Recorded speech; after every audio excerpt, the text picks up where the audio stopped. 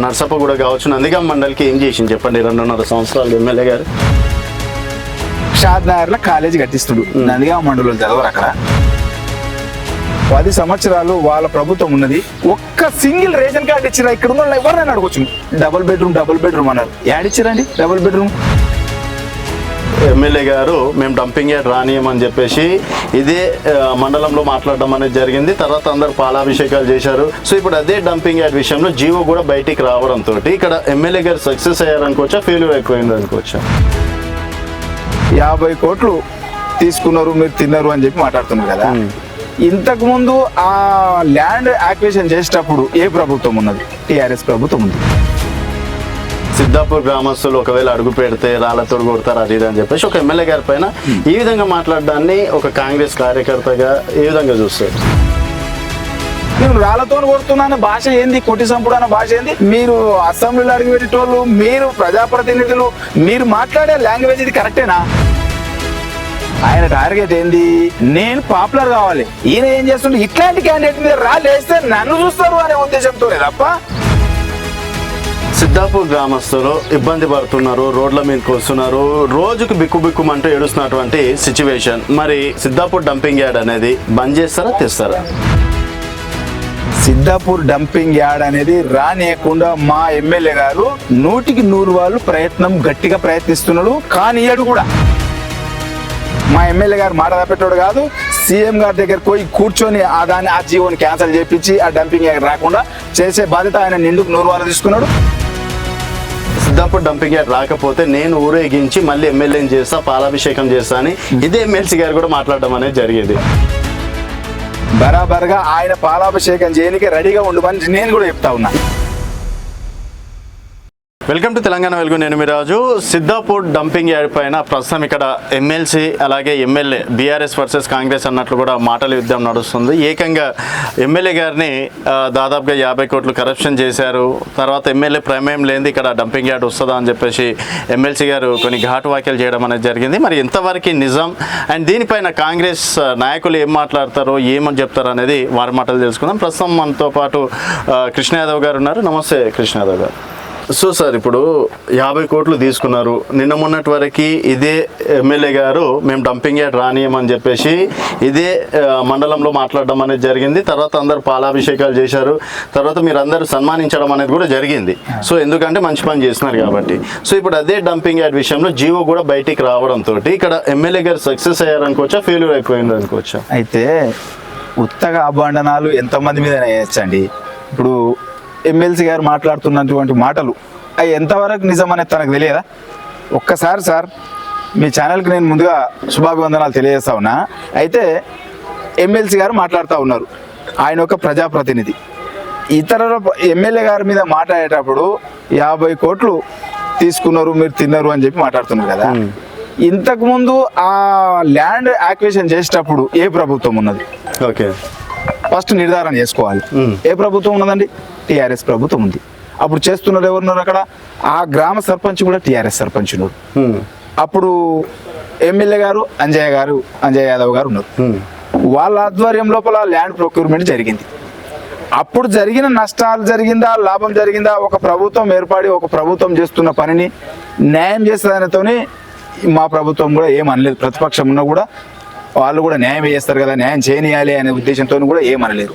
ఇప్పుడు మీరు ఎవరు ముంచుతున్నారు, ఎవరు తిన్నారు అనేది కూడా తెలియకుండా డైరెక్ట్ పోయి ఎమ్మెల్యే గారు, ఇప్పుడున్న ఎమ్మెల్యే గారు శంకర్ మీద అభాండనాలు చేస్తున్నారు. నువ్వు 50 కోట్లు తిన్నారు, మోసం చేసిరని చెప్తున్నావు కదా. ఈ 50 కోట్లు నువ్వు ఎవరు మోసం చేసిరనేది నీకు తెలియదా? ఇప్పుడు శంకర్ మీద అంటున్నావు, నీ మీద కూడా మేము అనగలుగుతాం. తెలిసేపటికి నేను 100 కోట్లు తీసుకున్నావు, 200 కోట్లు మీరు తిన్నారా, ఇప్పుడు ఎమ్మెల్సీగా ఉన్నావు, నువ్వు తిన్నావని మేము అనగలుగుతాం. అంటే ఏమన్నా దానికి ఏమైనా పద్ధతేనా? ఓకే, పద్ధతి అయితే ఉండాలి కదా. ఇప్పుడు నువ్వు 50 కోట్లు అన్నావు, నేను 100 అనగలుగుతా. నా నోరుకి 4 ఏం ట్యాక్స్ పడతలేదు లేదు. కానీ అది ఎంతవరకు నిజం అనేది కూడా ఆలోచించాలి కదా. నిజమైన మాటను మాట్లాడాలి. నువ్వు ఇంకోటి మాట్లాడు, అభివృద్ధి పైన మాట్లాడు. అయ్యా నువ్వు ఏమి అభివృద్ధి చేసినావా మీరు గెలిచినాక అని చెప్పి మాట్లాడు. ఎమ్మెల్యే గారి పైన తప్పలేదు. ఆయన అభివృద్ధిని కూడా మేము కూడా చూపిస్తాం, ఎంత అభివృద్ధి చేసిరు అనేది కూడా వాస్తవమా కదా. అభివృద్ధి పైన నువ్వు ఇప్పటిదాకా కూడా మీరు ఎమ్మెల్సీగా గెలిచిన సంది కూడా ఏం అభివృద్ధి చేసిరో అది కూడా మీరు చెప్పండి. నేను ఈ అభివృద్ధి చేసిన, మీరు నా అభివృద్ధికి పాటు పడండి, నా అభివృద్ధికి పోటీ పడండి అని చెప్పండి. ఓకే, అభివృద్ధిలో పోటీ పడాలి. నువ్వు ఉత్తగానే మంది మీద బట్టగాల్చి మీదేస్తా అంటే ఎట్లా? అది ఎంతవరకు సబబు? ఇంకోటి ఒక మాట అనడం అనేది జరిగింది, సిద్ధాపూర్ గ్రామస్తులు ఒకవేళ అడుగు పెడితే రాళ్లతో కొడతారు అది ఇది అని చెప్పేసి ఒక ఎమ్మెల్యే గారి పైన ఈ విధంగా మాట్లాడడాన్ని ఒక కాంగ్రెస్ కార్యకర్తగా ఏ విధంగా చూస్తారు? నేను కాంగ్రెస్ మండల వర్కింగ్ ప్రెసిడెంట్ అండి. అయితే ఈ మాటల ద్వారా ప్రజలను రెచ్చగొడతా ఉన్నావు తప్ప నువ్వు ప్రజలకు ఏం చేసినావు? ప్రజలకు నేను గిది చేస్తున్నా, నువ్వు అది చేసినావు కదా, తప్పు చేసినావు కదా, నేను నీ న్యాయమైన పని చేస్తున్నాను, నువ్వు ఆ న్యాయమైన పని చేసి చూపెట్టు, అది దానికి శభాష్ అంటారు. నేను రాళ్లతో కొడుతున్నాను భాష ఏంది? కొట్టి సంపుడు అన్న భాష ఏంది? ఇది వల్గర్ భాష కదా అసలు. ఇది మీరు అసెంబ్లీలో అడిగి పెట్టేటోళ్ళు, మీరు ప్రజాప్రతినిధులు, మీరు మాట్లాడే లాంగ్వేజ్ ఇది కరెక్టేనా? మీకు ఎంతవరకు సబబు ఇది? ఇప్పుడు మీకు అర్థమైతే లేదా నిజమేంది? ఈ భాష ఎంతవరకు కరెక్ట్? మీరు సామాన్యులు ఊర్లో తిరిగే సామాన్య పబ్లిక్ మాట్లాడరు. ఇప్పుడు ఆయన మాట్లాడగలిగిన మాట, ఆయన కూడా షాద్నగర్ గడ్డ మీద పుట్టిండు, మరి నందిగామ మండలంలో మామిడిపల్లి పుట్టిండు. మేము నందిగామ మండలి, మాకు రాదు ఆ భాష మాట్లాడాలంటే. కానీ మేము చదువుకున్నామండి, చదువుకున్న మా ఎమ్మెల్యే గారు వినయ విధేతలతో ఉండాలి, భయ ఒక క్రమశిక్షణ ఉండాలి, మాట్లాడితే లాంగ్వేజ్లో పద్ధతి ఉండాలి, ఎవరి మీద అబండన లేదు, పద్ధతి మీద మాట్లాడాలని మా యొక్క సంస్కృతి ఇది. ఓకే, ఆ సంస్కృతి పట్ల మేము గౌరవిస్తున్నాం తప్ప నువ్వు మాట్లాడినట్టు మేము కూడా మాట్లాడగలుగుతాం. కానీ దానికి అర్థం ఏముంది?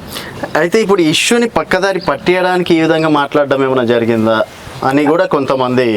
అయితే ఒక్క మాట సార్, అస్సలు ఆయన టార్గెట్ ఇది కాదు సార్. ఆయన టార్గెట్ ఏంది? నేను పాపులర్ కావాలి. ఎవరినైతే పాపులర్ అవుతాము? ఒక మంచి క్యాండిడేట్ వీర్లపల్లి శంకర్ ఎమ్మెల్యే గారు చేస్తున్నటువంటి పనులు, వీర్లపల్లి శంకర్ అనే పనులు తెలంగాణ మొత్తం లోపల షాద్నగర్ చూస్తున్నారు. వీర్లపల్లి శంకర్ అంటే నాట్ కరప్షన్ లీడర్, ఇట్లాంటి లీడర్ కావాలి, ఇట్లాంటి వర్కర్ ఎమ్మెల్యే కావాలి అని చెప్పి తెలంగాణ రాష్ట్రం మొత్తం శంకర్ వైపు చూస్తా ఉంది.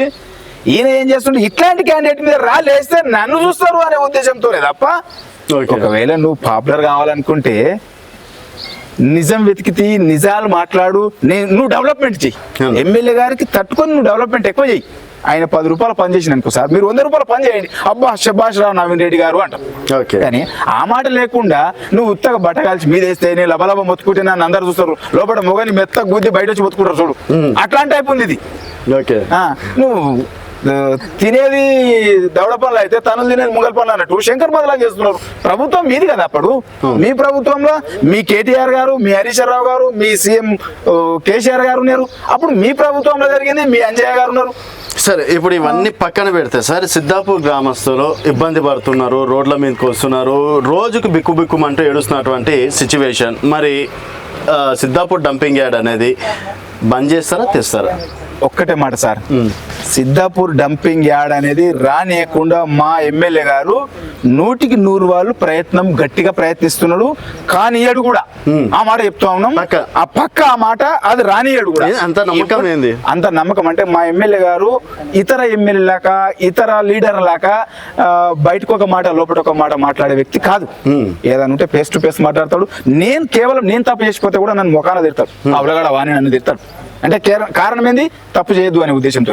ఆయన ఒకవేళ మాట్లాడిన అనుకో అది కాదు అనేది మాకు నమ్మకం, ఆయన మీద మాకు ఆ నమ్మకం. ఎందుకంటే మాట అంటే పక్క ఉంటుంది. అయితే ఇప్పుడు ఒకవేళ సిద్ధాపూర్ డంపింగ్ యార్డ్ రాకపోతే నేను ఊరేగించి మళ్ళీ ఎమ్మెల్యేని చేస్తా, పాలాభిషేకం చేస్తా అని ఇదే ఎమ్మెల్సీ గారు కూడా మాట్లాడడం అనేది జరిగేది.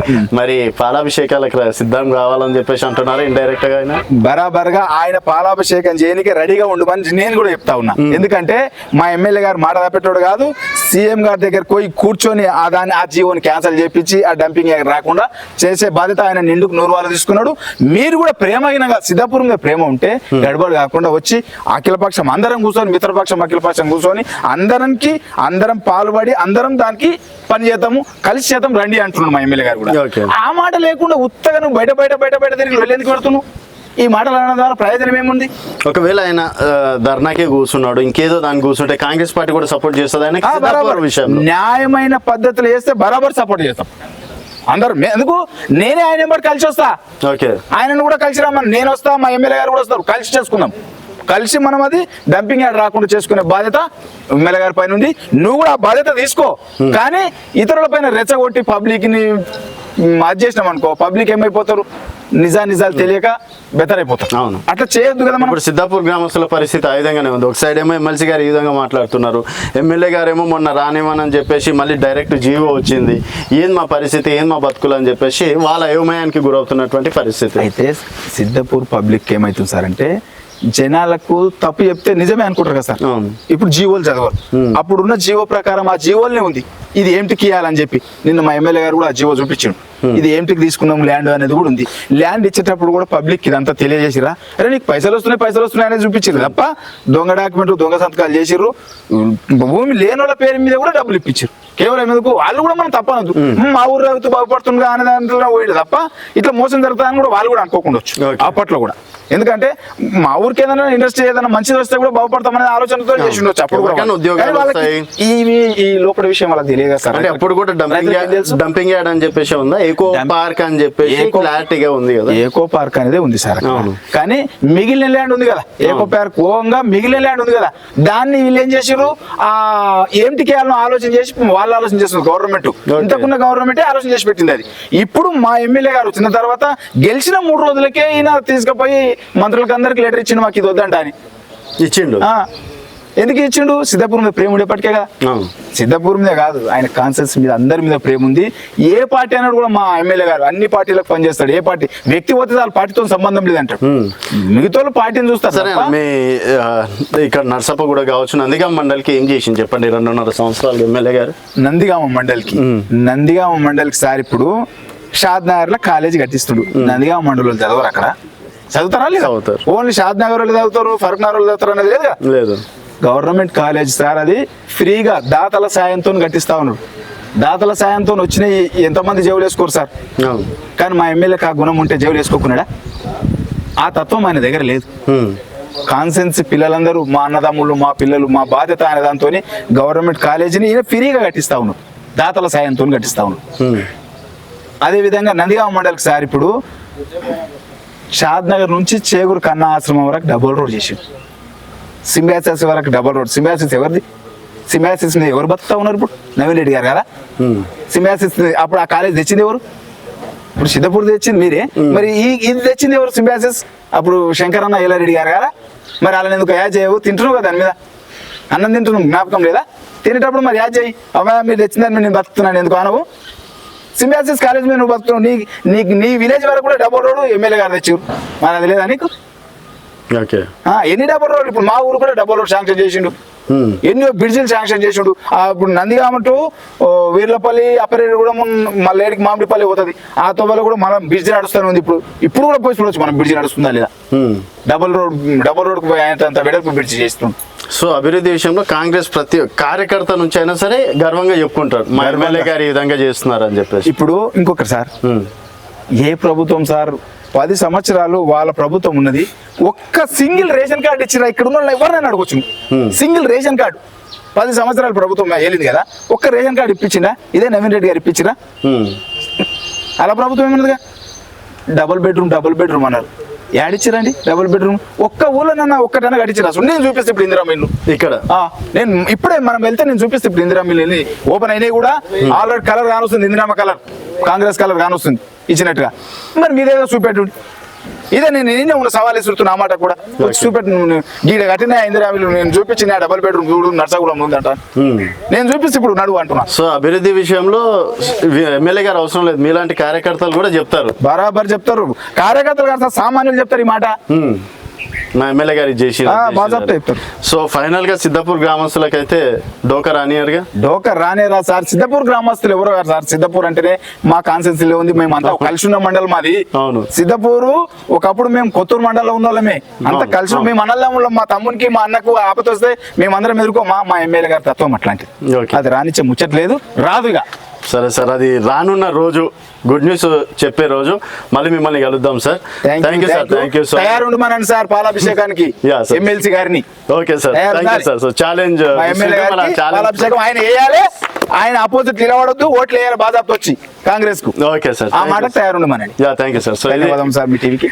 కృష్ణ యాదవ్ గారితో స్పెషల్ చర్చ. మొత్తానికి అయితే సిద్ధాపూర్లో డంపింగ్ యార్డ్ రానివ్వమని చెప్పేసి కూడా కాంగ్రెస్ పార్టీ నాయకులు బల్లగుద్ది చెప్తున్నారు. మరి అది ఎంతవరకు వస్తుంది అండ్ పాలాభిషేకానికి మాత్రం ఎమ్మెల్సీ గారు సిద్ధంగా ఉండాలని చెప్పేసి కూడా సవాల్ విసరడం అనేది జరిగింది. మరి పాలాభిషేకానికి ఎమ్మెల్సీ గారు సిద్ధంగా ఉంటారా లేదా అనేది కూడా చూద్దాం. చూస్తూనే ఉండండి తెలంగాణ వెలుగు.